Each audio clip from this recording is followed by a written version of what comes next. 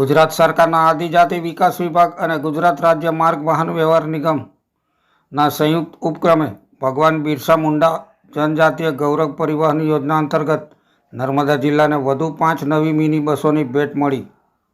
મુખ્યમંત્રીના વરદ હસ્તે યોજાયેલ રાજ્ય સ્તરીય કાર્યક્રમના અનુસંધાનમાં સાંસદ મનસુખ વસાવા, ધારાસભ્ય ડૉક્ટર દર્શનાબેન દેશમુખ તેમજ જિલ્લાના પદાધિકારીઓના હસ્તે લીલી ઝંડી આપી આ બસોને નિયત રૂટ પર કાર્યરત કરવામાં આવી હતી।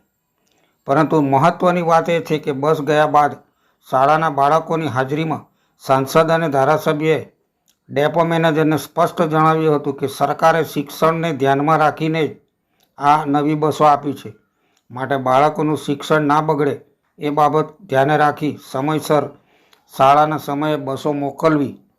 પરંતુ મહત્વની બાબત એ છે કે કેટલાક ગામોમાં બસો સમયસર જતી નથી અને તાજેતરમાં જ કેટલાક ગામના લોકોએ આ માટે ડેપો મેનેજરને લેખિત રજૂઆત પણ કરી હતી। એનો મતલબ ડેપો મેનેજર સાંસદ ધારાસભ્યની વાતને પણ ગોરીને પી ગયા।